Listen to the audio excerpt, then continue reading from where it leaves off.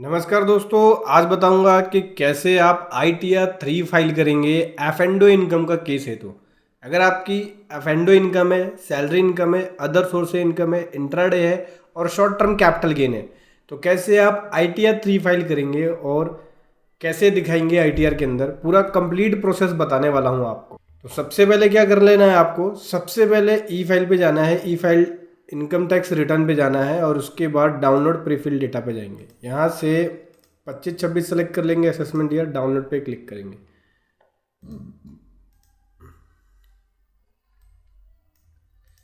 सो prefill data जो है वो हो जाएगा हमारा डाउनलोड।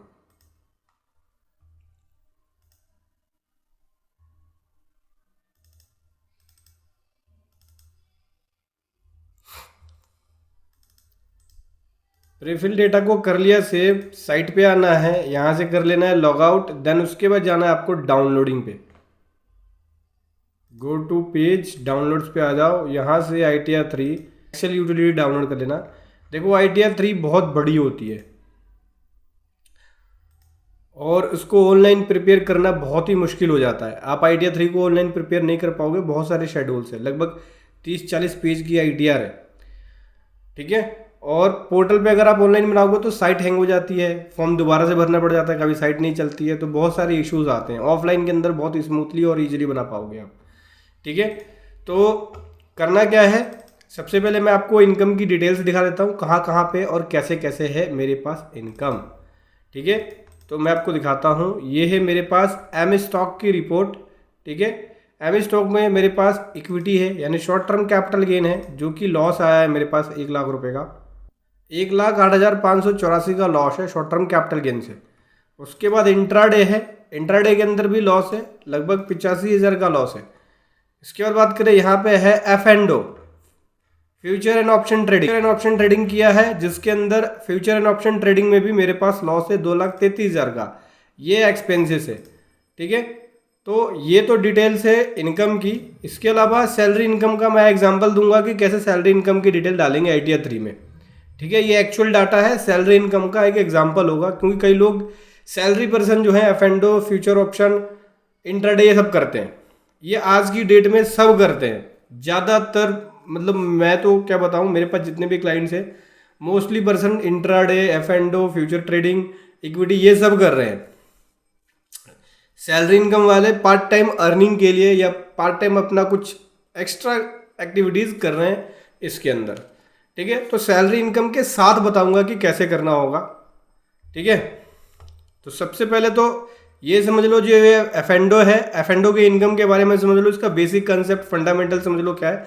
देखो, एफेंडो एक फ्यूचर ऑप्शन ट्रेडिंग एक बिजनेस इनकम है, इसे नॉन स्पेकुलेटिव बिजनेस इनकम बोलते हैं, और इस केस में आपको बुक्स ऑफ अकाउंट मेंटेन करना जरूरी है।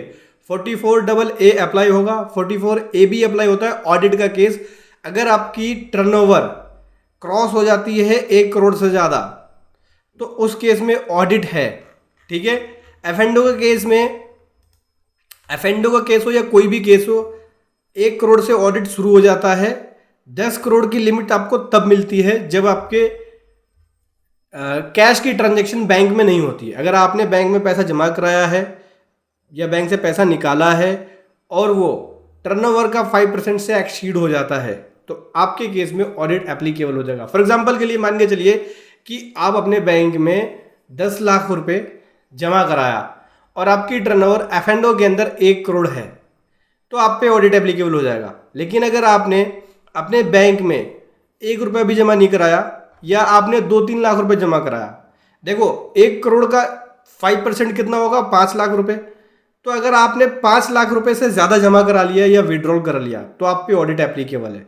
अगर 5 लाख से कम जमा कराया या डिपॉजिट कराया तो ऑडिट एप्लीकेबल नहीं है। उस केस में 10 करोड़ की लिमिट मिल जाएगी, 10 करोड़ की टर्नओवर होगी, तभी आप पे ऑडिट एप्लीकेबल होगा एफेंडो के केस में। एफेंडो नॉर्मल बिजनेस इनकम है, इसलिए इसमें प्रॉपर अकाउंटिंग होगी, बुक्स ऑफ अकाउंट्स, ठीक है, trial balance, ledger, profit and loss accounts, cash book, bank book, ये प्रॉपर सारा बनेगा। अगर आप ये नहीं बनाते हो तो इन केस आपकी रिटर्न स्क्रूटनी में सेलेक्ट हो जाती है। जैसा कि अभी मैं पुरानी वीडियो में बताया था, बहुत सारे केस स्क्रूटनी में सेलेक्ट हुए हैं। सेक्शन 143 सब सेक्शन 2 के अंदर बहुत सारे लोगों के नोटिस आए हैं, ठीक है, असेसमेंट केस का, फेसलेस असेसमेंट का। जहाँ पे बुक्स ऑफ अकाउंट्स मंगा लिया है। तो अगर एफ कर रहे हैं तो बुक्स ऑफ अकाउंट रिक्वायर्ड है। ऐसे में आपको किसी सीए की सर्विसेज लेनी पड़ेगी, बिना उसके आप नहीं कर पाओगे, क्योंकि आपको इसके अंदर बुक्स ऑफ अकाउंट मेंटेन करना पड़ेगा। ठीक है, आप चाहे तो हमारी पेड प्रोफेशनल सर्विसेज ले सकते हैं बुक्स ऑफ अकाउंट्स के लिए, अकाउंटिंग के लिए, एफ की, आईटीआर के लिए या आईटीआर 3 फाइलिंग के लिए। लिंक वीडियो के डिस्क्रिप्शन में मिल जाएगा। तो समझ गए दोस्तों। देखो एफ क्या चीज़ है। इक्विटी में शॉर्ट टर्म, देखो short term long term capital gain तो नॉर्मल कैपिटल गेन का पार्ट है, ये कैपिटल गेन के अंदर जाएगा। इंट्राडे स्पेकुलेटिव बिजनेस इनकम है। इस केस में भी बैलेंस शीट बनती है, इसको नॉन अकाउंट केस में भी फाइल कर सकते हो, लेकिन उस केस में बैलेंस शीट आपको भरना पड़ेगा। अगर लॉस का केस है तो बैलेंस शीट देना ही देना पड़ेगा, यानी बैलेंस शीट की रिक्वायरमेंट पड़ेगी। नॉन अकाउंट का केस केवल प्रॉफिट का केस के लिए है। अगर आपका इंट्राडे लॉस होता है तो आपको बैलेंस शीट की डिटेल भरनी पड़ेगी। प्रॉफिट है तो नॉन अकाउंट केस में फाइल कर सकते हो, लेकिन लॉस है तो बैलेंस शीट जरूर भरना पड़ेगा। इंट्राडे के केस में भी आपको अकाउंटिंग बुक्स ऑफ अकाउंट इसमें मेंटेन करना पड़ेगा। ठीक है, तो देख सकते हैं इसका हमने proper books of account maintain किया है। यहाँ पे ये है profit and loss account details, जो कि एज पर बुक्स है। ठीक है, ये F and O gross receipts आ गया। एफ एंड ओ से ग्रोथ रिसिट्स मतलब जो सेल वैल्यू है, ये देख सकते हैं एफ एंड ओ की ये सेल वैल्यू आ गई। सेल वैल्यू और बाई वैल्यू लिया, ये सेल वैल्यू है, ये बाई वैल्यू है। तो सेल वैल्यू यहाँ आ गई, बाई वैल्यू यहाँ आ गई। सेल वैल्यू को ग्रोथ रिसिट्स कंसिडर किया है, purchase sale of F and O और purchase of F and O है। अब सेल को ग्रोथ रिसिट्स में कंसिडर किया है। ठीक है, इसकी टर्नओवर ये है। ऑडिट इसके अंदर देखेंगे, ऑडिट के लिए ये देखेंगे, और जो कैलकुलेशन होती है ऑडिट का ये होगा, और रिपोर्टिंग थोड़ी अलग तरीके से होगी, क्योंकि टर्नओवर ये है। तो आप अगर आईटीआर में ये रिपोर्ट करोगे, क्योंकि ये तो 4 करोड़ है और ये 56 लाख है, तो इसको वो टर्नओवर कंसिडर कर लेंगे या सेल कंसिडर कर लेंगे। हालांकि सेल ही है, लेकिन ऑडिट टर्नओवर पे होता है, तो वो इसको कंसिडर ना कर ले, इसलिए रिपोर्टिंग जो है थोड़ी अलग तरीके से होगी इस बार। इस साल से मैं आपको अलग तरीके से रिपोर्टिंग करना बताऊंगा कि एफ एंड ओ केस में कैसे करना होता है। साथ ही साथ एक्सपेंसेस है, जहाँ पे ब्रोकरेज एंड कमीशन हो गया, एक्सचेंज ट्रांजेक्शन चार्जेस हो गया, एसटीटी हो गया। देखो एसटीटी सिक्योरिटी ट्रांजेक्शन टैक्स होता है, इसका आप डिडक्शंस क्लेम नहीं कर सकते। प्रॉफिट एंड लॉस अकाउंट के अंदर जो डिडक्शंस होता है इसका नहीं मिलेगा, इसलिए डिसअलाउ किया गया है। इसके अलावा stamp duty, GST, interest paid, indirect expenses कोई भी है, जैसे वाईफाई का एक्सपेंसेस है आपका। ठीक है, रेंट पे कर रहे हो, ऑफिस रेंट, अगर आपने एक ऑफिस प्रॉपर बना के एफ एंड ओ कर रहे हो तो ऑफिस रेंट पे कर रहे हो तो उसका ले सकते हो आप। कोई और अदर एक्सपेंसेस है जो एफ एंड ओ से रिलेटेड, जैसे लैपटॉप परचेज कर लिया, मोबाइल परचेज कर लिया, मोबाइल का जो बिल होता है, टेलीफोन बिल, उसका भी एक्सपेंस आप क्लेम कर सकते हो। इंटरनेट के बिल का एक्सपेंस क्लेम कर सकते हो। इलेक्ट्रिसिटी बिल का भी एक्सपेंस आप क्लेम कर सकते हो। इवन अगर आपका लैपटॉप है, एसेट्स है, डेप्रिसिएशन बनता है तो डेप्रिसिएशन भी आप क्लेम कर सकते हो एफ एंड ओ के अंदर। ठीक है, उसके बाद ये बैलेंस शीट्स है, कैपिटल अकाउंट, कैश, ये सब आता है। हालांकि ये लास्ट ईयर से ओपनिंग बैलेंस उठ के आया है, बाकी ये सब डिटेल्स है।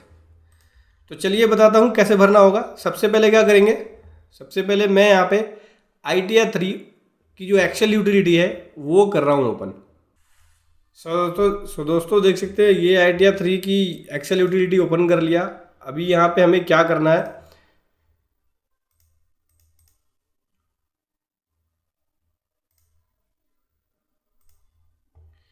यहाँ पे इंपोर्ट करेंगे। इंपोर्ट प्रीफिल डेटा पर जाके जो इंपोर्ट हमने डाउनलोड किया था प्रीफिल डेटा, उसको यहाँ इंपोर्ट कर लेंगे।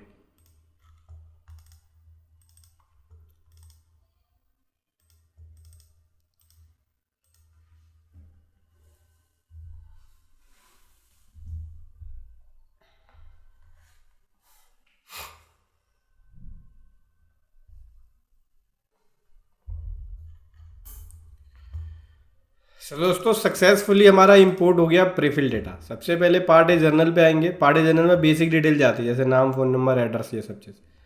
ठीक है, अभी यहाँ पे आईटीआर फाइलिंग की ड्यू डेट क्या होगी हमारी, 31 जुलाई होगी जो ओरिजिनल ड्यू डेट है, बट अभी डेट एक्सटेंड हो गई है। 15 सितंबर तक आप आईटीआर फाइल कर सकते हो।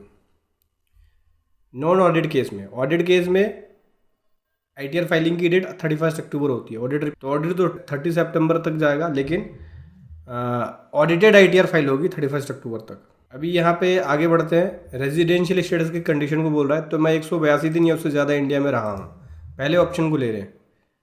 फिर बोल रहे हैं न्यू टैक्स रेजिम से क्या आप बाहर हो गए, by exercising the option return of income only. अगर ये वाले ऑप्शन को सेलेक्ट करोगे तो फॉर्म 10I नॉट एप्लीकेबल है। इस ऑप्शन को चेंज कर दोगे तो फॉर्म 10I एप्लीकेबल हो जाएगा, इसलिए मैं इसी ऑप्शन को रख रहा हूँ। डिफ़ॉल्ट है ये, ठीक है। न्यू टैक्स रिजीम को ही लेके चल रहा हूँ मैं, ओल्ड टैक्स रिजीम में नहीं जा रहा। ओल्ड टैक्स रिजीम में जाओगे तो आपको फॉर्म 10 ही भरना पड़ेगा। आगे बढ़े, आगे और डिटेल्स, लगभग सारी डिटेल्स है। यहाँ पे बोलता है कि ऑडिट एप्लीकेबल है आपके पास, आपके ऊपर नहीं, नॉन ऑडिट का केस है।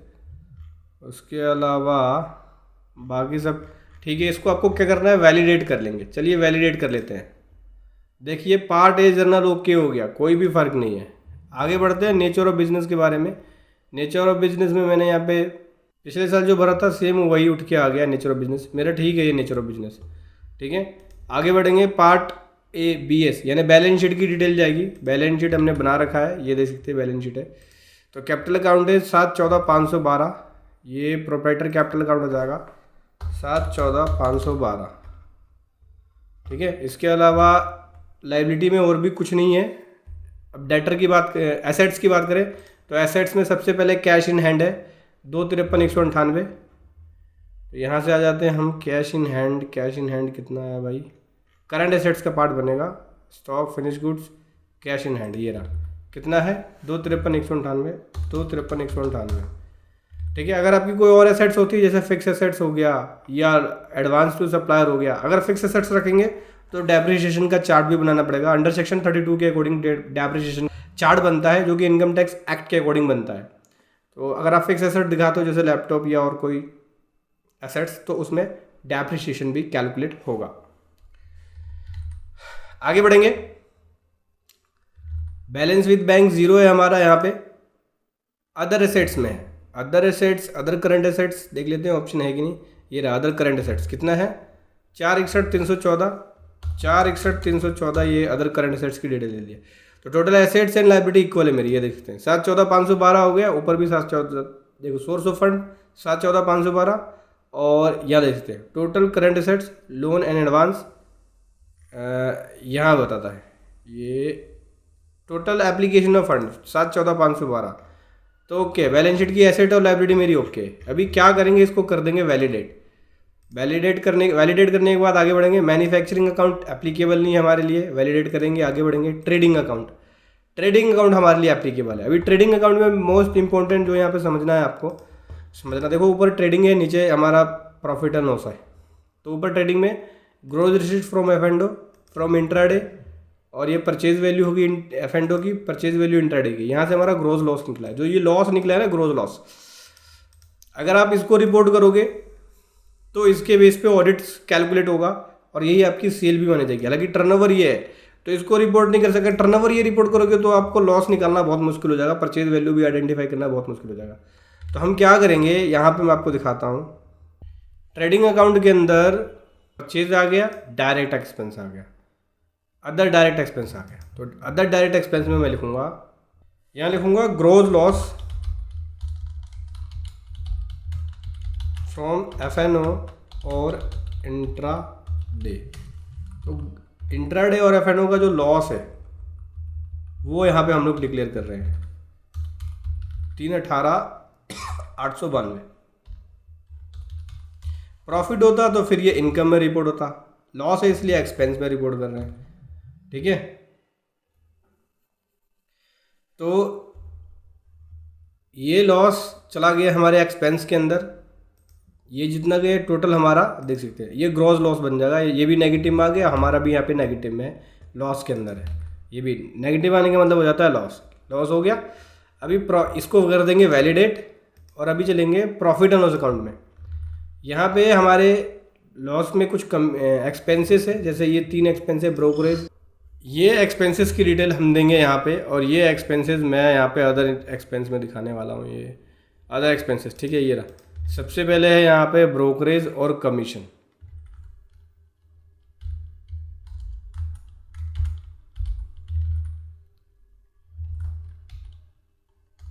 सबसे पहले है यहाँ पे ब्रोकरेज,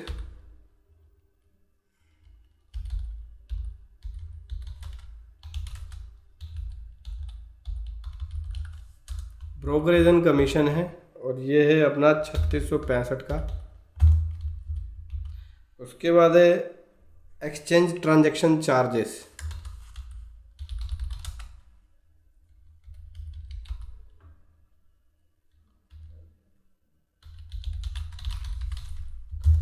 एक्सचेंज ट्रांजेक्शन चार्जेस है 41,648 का है। और लास्ट है अपना यहाँ पे इंटरेस्ट जो पेड किया है।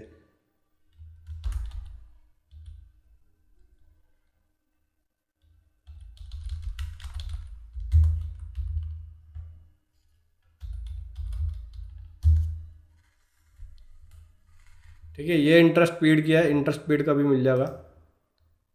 ये एफ एंडो से रिलेटेड है। इन्होंने एक्चुअली यहाँ पे ये एम स्टॉक जो है वो इंटरेस्ट के बेसिस पे फंड को यूज़ करने के लिए देते हैं ऑप्शन, तो उसके बेस पे ये इन्होंने अमाउंट एक्स्ट्रा यूज़ किया तो उसका उन्होंने इंटरेस्ट चार्ज किया है। ठीक है, तो उसका एक्सपेंस भी यहाँ पे क्लेम कर लेंगे। तो ये टोटल एक्सपेंस होगा। इसके बाद प्रॉफिट जो निकलेगा वो ये निकलेगा 461,714, यहाँ देख सकते हैं 461,314, 714 हो गया। इसका मतलब कुछ रह गया है। टोटल एक्सपेंस हमारा 1,82,422 है, 1,82,422,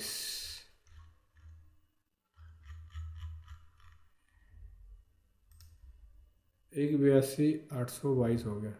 कुछ मिस कर दिया है, जैसे कि 32,65 हो गया, 41,648 हो गया, 97,509 हो गया, 1,82,822, 422 आ रहा है।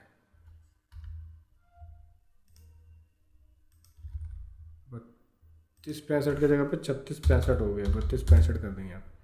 अब ठीक है, 1,82, 1,42,422, 1,42,422 आ गया। ठीक है, अभी आगे बढ़ेंगे। एक बार देख लेता हूँ प्रॉफिट। 461,314, 461,314। ठीक है, ये देख सकते हैं, ये प्रॉफिट आ गया हमारा। ओके, ये प्रॉफिट नहीं है, ये लॉस है। ठीक है, टोटल लॉस बन के हमारा आया ये 461,314, 461,314, ये नेट लॉस है। ठीक है, ग्रॉस लॉस 318 था, नेट लॉस ये बनेगा।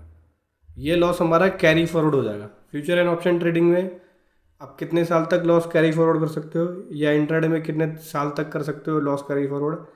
तो 8 ईयर तक आप 8 साल तक फ्यूचर ईयर में लॉस को कैरी फॉरवर्ड कर सकते हो, यानी 8 साल तक फ्यूचर ईयर में लेके जा सकते हो। जिस भी ईयर में आपका एफ एंडो से प्रॉफिट होगा उतना आपका एडजस्ट हो जाएगा, और फिर आपका उस ईयर में टैक्स ज़ीरो हो जाएगा। तो एफ एंडो का लॉस का कैरी फॉरवर्ड करने का बहुत फ़ायदा है। मैं तो कहता हूँ एफ एंडो जो करते हैं ज़रूर कराना चाहिए उनको कैरी फॉरवर्ड लॉस, क्योंकि एफ एंडो में जिस भी ईयर आपने प्रॉफिट कमाया उस ईयर आप टैक्स से बच जाओगे। उसके बाद प्रॉफिट एंड लॉस अकाउंट हमारा स्टेटमेंट ओके हो गया, इसको कर देंगे वैलिडेट। देख सकते हैं P N L is okay. O I पे आ गए इन अदर इन्फॉर्मेशन में ये सब है। स्टॉक के मेथड को पूछता है, स्टॉक का मेथड एट कॉस्ट पे होगा। स्टॉक कौन सा, जो नॉर्मल बिजनेस में स्टॉक होता है उसका पूछा है। ठीक है, ये स्टॉक ट्रेडिंग का नहीं, नॉर्मल स्टॉक इन्वेंट्री उसकी बात कर रहे हैं हम यहाँ पे, इन्वेंट्री की। वैलिडेशन पे टिक कर दिया, ओके हो गया। मेथड ऑफ अकाउंटिंग क्या लिया है, मर्केंटाइल। ठीक है, और अकाउंटिंग मेथड में चेंज नहीं किया है। एट कॉस्ट हमने स्टॉक की वैल्यूएशन ली है। वैलिडेट कर देंगे, ओके करेंगे। क्वांटिटेटिव डिटेल्स ये हमारे लिए नहीं है, जिनका स्टॉक होता है उनके लिए एप्लीकेबल होगा। आगे बढ़ेंगे। शेड्यूल एस, अब आती है सैलरी की डिटेल। अब यहाँ पे मैं सैलरी की डिटेल भर लेता हूँ, मेरी सैलरी की डिटेल्स भी है। सबसे पहले एम्प्लॉयर का नाम, नेचर ऑफ एम्प्लॉयर कैसा है, प्राइवेट सेक्टर है, अदर है। तो भाई ये तो प्राइवेट सेक्टर का है, इसमें pensioner, public sector, government, others ले लिया। ठीक है, नेचर ऑफ एम्प्लॉयमेंट। 10 नंबर नहीं है यहाँ पे, एड्रेस देना पड़ेगा।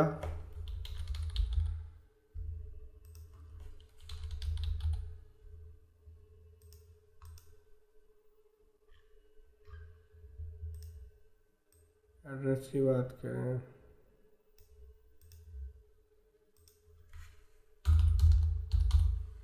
ये एड्रेस की डिटेल दे दी। ग्रॉस सैलरी, बेसिक सैलरी पूछ रहा है। बेसिक सैलरी मेरी ये सैलरी है, वो है यहाँ पे 3.5 लाख की बेसिक सैलरी है। ठीक है, सैलरी इनकम से एफ एंड ओ का कभी भी एडजस्टमेंट नहीं होता। एफ एंड ओ का जो लॉस है, अगर आप चाहते हो या आप ये सोच रहे होगे कि मेरी सैलरी इनकम जो बनी उससे F and O loss adjust हो जाए, नहीं। एफ एंड ओ का लॉस आपका अदर सोर्स ऑफ इनकम से, बिजनेस इनकम से एडजस्ट हो सकता है, सैलरी से एडजस्ट नहीं हो सकता। अगर आपकी बिजनेस इनकम है, आपने बिजनेस इनकम बनाया है और आप एफ एंड ओ कर रहे हो, तो जो बिजनेस का इनकम आएगा और जो एफ एंड ओ का लॉस होगा वो एडजस्ट हो जाएगा। 75,000 का डिडक्शन मिल जाता है न्यू टैक्स रेजिम में। 2,75,000 मेरी इनकम काउंट होगी। 3.5 लाख की इनकम थी, 75,000 का स्टैंडर्ड डिडक्शन लेस करके 2,75,000 मेरी नेट इनकम काउंट होगी। कोई भी रिडक्शन नहीं मिलेगा, न्यू टैक्स रेजिम में रिडक्शन नहीं मिलता। अभी वैलिडेट पे क्लिक करेंगे, एस ओके है, शेड्यूल एस, आगे बढ़ेंगे। हाउस प्रॉपर्टी कोई है आपकी तो वो देंगे, हाउस प्रॉपर्टी और नहीं है मेरी कोई। बीपी की बात करें, computation of income from business and profession, तो 461,314 बिजनेस इनकम होती है ये एफ एंड ओ, तो 461,314 मेरा यहाँ पे आ गया लॉस। ये लॉस क्लेम करूँगा मैं, देख सकते हैं यही लॉस मेरा जाएगा। बिजनेस एंड प्रोफेशन से मेरी यही इनकम बनी है और ये कैरी फॉरवर्ड होगा लॉस मेरा, ठीक है, फ्यूचर ईयर में। अब वैलिडेट कर दिया, वैलिडेट करके आगे बढ़ेंगे। DPM, detail depreciation on plant and machinery, ये नहीं है हमारा, कोई भी डेप्रिसिएशन है ही नहीं, डेप्रिसिएशन क्लेम नहीं किया। Summary of depreciation on assets, ये भी नहीं है हमारा, ओके करेंगे। ESR की बात करें, एक्सपेंडिचर ऑन साइंटिफिक रिसर्च, ये भी नहीं है, वैलिडेट करेंगे, आगे बढ़ेंगे। CG की बात करें, कोई कैपिटल गेन बनी है आपकी तो उसकी डिटेल जाएगी। हाँ, कैपिटल गेन तो बनी है भाई हमारी। कैपिटल गेन के लिए शीट दिखाता हूँ मैं, इक्विटी पे आ जाते हैं। ये देखिए short term long term capital gain है। अब short term long term capital gain में, कैपिटल गेन पे आओगे तो शॉर्ट टर्म कैपिटल गेन पहला आएगा। इसके तीसरे ऑप्शन में आ जाना। तीसरे ऑप्शन में जो from sale of securities shares unit, तीसरे ऑप्शन में ही सेल से रिलेटेड है, ठीक है, शेयर से रिलेटेड, मतलब शेयर से रिलेटेड अगर आपको इन्फॉर्मेशन भरनी है तो तीसरे वाले ऑप्शन में ही भरना होगा। थोड़ा सा बड़ा कर लिया मैंने, ये रहा। From sale of equity shares units mutual funds, ये सब इसी में आएंगे। तो सबसे पहले full value of consideration, full value of consideration बोल रहा है कि फुल वैल्यू ऑफ कंसिडरेशन क्या है। ऑन और आफ्टर 23 जुलाई 24, हाँ उसके बाद ही है। तो कितना है मेरा, यहाँ पे दिखाता हूँ। ये सेल वैल्यू आ गई 148,58,018, 148,58,018, this is the sale value, यानी कंसिडरेशन वैल्यू हो गई। कॉस्ट ऑफ एक्विजिशन में क्या आएगा, ये रहा cost of acquisition without indexation में जाएगा। कितना है कॉस्ट ऑफ एक्विजिशन, तीसरे वाले ऑप्शन में यहाँ दिखाना है कॉस्ट ऑफ एक्विजिशन, ये रहा, यानी परचेज वैल्यू यहाँ जाएगी। परचेज वैल्यू यहाँ रिपोर्ट करेंगे, कितनी है ये 149,66,602, 149,66,602, ठीक है। 1,8 का आ गया। बाकी इसमें खर्चा है और STT है। STT का बताया था मैंने आपको, रिडक्शन कहीं नहीं मिलेगा। हाँ, बाकी इन खर्चों का आप ले सकते हो, एक्सपेंस जो हैं ये वाले, जो अदर चार्जेस है, ट्रांजैक्शन चार्जेस है, जैसे 3522 का है ये, तो 3522 को मैं expenditure on Holi exclusive connection with transfer यहाँ ले सकता हूँ। ये 3522 का एक्सपेंडिचर का बेनिफिट मिल जाएगा। तो 1,12 का मेरा यहाँ पे टोटल लॉस मुझे मिलेगा। लॉस तो मेरा हुआ 1,8 का, 3,000 का जो खर्चा किया वो भी मेरा लॉस है, तो ये भी इसमें जुड़ जाएगा। तो 1,12,000 का लॉस मुझे मिलेगा शॉर्ट टर्म कैपिटल गेन से, ठीक है। अगर शॉर्ट टर्म कैपिटल गेन में प्रॉफिट होता तो क्या होता, 15% का टैक्स होता। हाँ जी दोस्तों, 15% का टैक्स है शॉर्ट टर्म कैपिटल गेन में, और आपको उस पर कोई भी रिबेट नहीं मिलेगा। अगर 15% का टैक्स बनता है और 87A का सोच रहे हो कि आप मुझे रिबेट मिल जाएगा, नहीं। शॉर्ट टर्म कैपिटल गेन पे अगर 1 रुपये का भी टैक्स बन गया तो देना पड़ेगा जेब से, कोई भी रिबेट नहीं है। आगे बढ़ते हैं। ये मैंने कैपिटल गेन रिपोर्ट कर दिया। इंट्राडे मेरा बैलेंस शीट के अंदर प्रॉफिट एंड लॉस अकाउंट में कवर हो चुका है, तो इसको सेपरेटली रिपोर्ट नहीं कर रहा मैं, जो बैलेंस शीट बनाया उसमें कवर हो चुका है। बस मैं ये शॉर्ट टर्म वाले कैपिटल गेन को रिपोर्ट कर रहा था। अभी आगे बढ़ते हैं। आगे बढ़ने से पहले मैं इस शीट को करूँगा वैलिडेट। यहाँ से हो जाएगा ये वैलिडेट। देख सकते हैं CG capital gain sheet okay है। शेड्यूल 112 है, लॉन्ग टर्म कैपिटल गेन के लिए होता है, इसमें भरने की जरूरत नहीं है हमें, हमारा है नहीं कुछ लॉन्ग टर्म।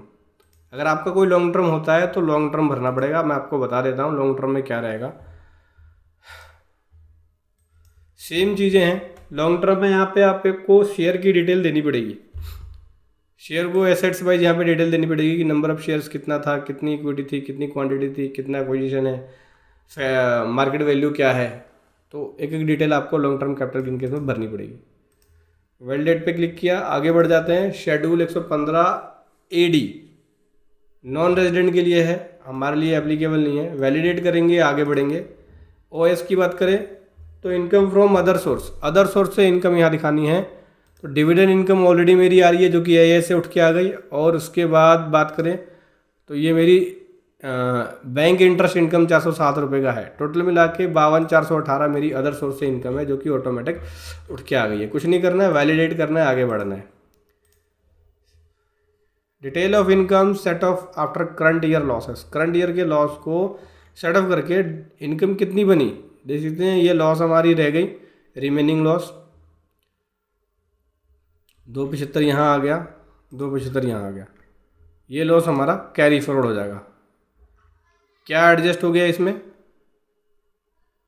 देखो 461,314 था, इसमें से अदर सोर्स की इनकम एडजस्ट हो गई 52,418। तो 4,8 की जो मेरी इनकम रह गई ये कैरी फॉरवर्ड होगी। इसको कर देंगे वैलिडेट, ओके करेंगे, आगे बढ़ेंगे। कैरी फॉरवर्ड लॉसेस पे देख सकते हो आप कितना अमाउंट आ रहा है, 4,896 का अमाउंट ये कैरी फॉरवर्ड हो रहा है। शॉर्ट टर्म का होगा 1,12,106। अभी आगे बढ़ें, इसको कर देंगे वैलिडेट। अनऑब्जर्व कोई डेप्रिसिएशन है तो उसकी डिटेल, ये भी नहीं है हमारा। VDA शेड्यूल VDA है आपका, क्रिप्टो से कोई इनकम है तो उसकी डिटेल देनी होगी। क्रिप्टो वाली IDR कैसे फाइल करनी है पहले ही बता चुका हूँ, तो चैनल पे जाके देखें अगर आपने नहीं देखा क्रिप्टो IDR फाइलिंग की, चैनल पे वो वीडियो आपको देखने को मिलेगी। वैलिडेट कर लेंगे, आगे बढ़ेंगे। क्रिप्टो वाले के बारे में नहीं बता रहा। ICDS income of computation of disclosure standard, अगर कुछ ऐसा है आपका तो वो दे सकते हो, ये भी नहीं है हमारा। आगे बढ़ेंगे। कोई डिडक्शंस है आपका तो उसकी डिटेल, कोई भी डिडक्शन नहीं है मेरा। वैलिडेट कर रहा हूँ, आगे बढ़ रहा हूँ। SPI की बात करें, इनकम ऑफ स्पेसिफाई पर्सन, ये भी नहीं है हमारा। आगे बढ़ेंगे। AMTC computation of tax credit, ये भी नहीं है हमारा। आगे बढ़ेंगे। EI एग्जाम्ड इनकम की डिटेल, एग्जाम्ड इनकम भी नहीं है हमारा। लेकिन आपको करना क्या है, ये एरर आएगा बिल्कुल, हर बार आ जाता है एरर। एनी अदर जहाँ लिखा है ना उसमें सेलेक्ट वाला ऑप्शन बस सेलेक्ट कर लो, जैसे मैं कर रहा हूँ, नहीं तो ये शीट में एरर मार देगा।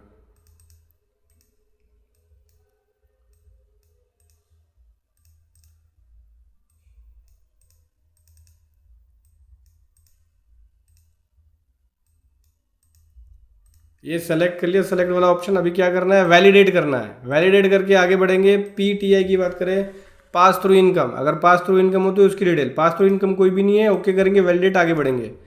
TBS अमाउंट ऑफ टाइम ग्रा एडजस्टमेंट, ये भी नहीं है हमारा। आगे बढ़ेंगे। FSI income of outside India, outside India से रिलेटेड कोई इनकम है तो उसकी डिटेल, ये नहीं है हमारा। आगे बढ़ेंगे। TRFA summary of tax relief, ये भी नहीं है हमारा। आगे बढ़ेंगे। Schedule 5A information regarding apportionment of receipt between spouse, ये भी नहीं है हमारा। आगे बढ़ेंगे। AL एसेट एंड लायबिलिटी की डिटेल हमारे लिए एप्लीकेबल नहीं है। GST नंबर नहीं है हमारा, हमारे लिए एप्लीकेबल नहीं है। पार्ट भी आ जाएंगे। कंप्यूटेशन ऑफ टोटल इनकम, देख सकते हैं ये मेरी सैलरी से इनकम बन गई। ये कंप्यूटेशन है, यहाँ पे टोटल इनकम अलग अलग सोर्सेस से सबको मिला के बता देगा कि टोटल इनकम कितनी और कितना टैक्स बना है। तो सैलरी से इनकम 2,75,000 की बन गई। अदर सोर्स से 52,418 की इनकम बनी। और ये सब ऐड करने के बाद सैलरी और दोनों 327 बना। 52,418 लेस हो जाएगा, ठीक है। सेट ऑफ होने के बाद 275 इनकम रह जाएगी। 200 बाकी जो अमाउंट है फ्यूचर ईयर में जो कैरी फॉरवर्ड हो रहा है, शॉर्ट टर्म कैपिटल गेन मिला के और एफएंडो और इंटरडे का लॉस मिला के 521,002। तो ये भी लॉस हमारा फ्यूचर ईयर में जाके एडजस्ट होगा। आगे बात करें तो ये TDS कटा हुआ है, ये पूरा का पूरा TDS रिफंड हो जाएगा। अभी क्या करना है, कुछ नहीं करना है, वैलिडेट पे क्लिक कर लेना है भाई। बैंक नेम, यहाँ बैंक का नेम नहीं लिखा हुआ है।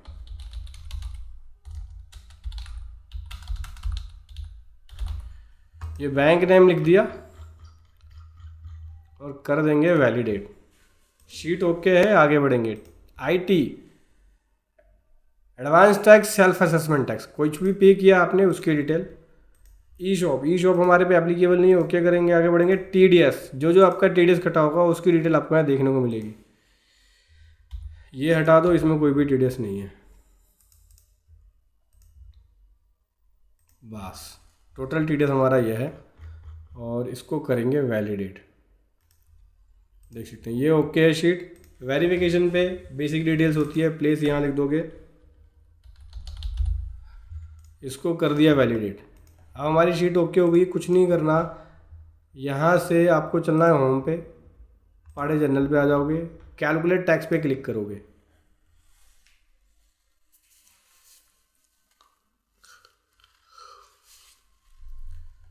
टैक्स को कैलकुलेट कर लेगा, ऑटोमेटिक बता देगा कुछ इशू है तो।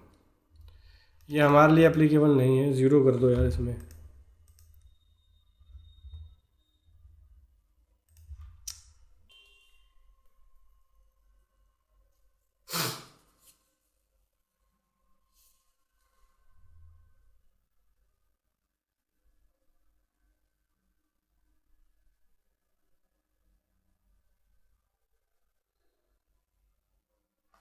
देख सकते हैं कैलकुलेट टैक्स ओके हो गया। अब यहाँ से पार्ट बी पे चलेंगे। कोई टैक्स तो बना नहीं है, लेकिन पार्ट बी में जाके देख लेंगे।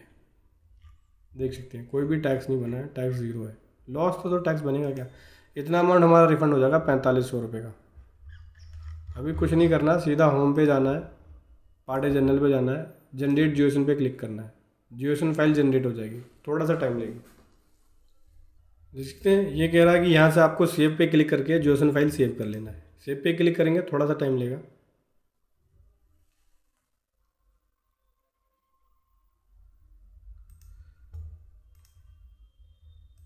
जियोसन फाइल हमारी सेव हो गई। साइट पे आना है, आपको कर लेना है लॉगिन। फाइल पे जाके ई फाइल पे income tax return, file income tax return पे जाना है। इस पर टिक करेंगे, यही विंडो खुलेगी। असेसमेंट ईयर करंट ले लेंगे 25-26, ऑनलाइन पे टिक करेंगे, ऑफलाइन पे टिक करेंगे।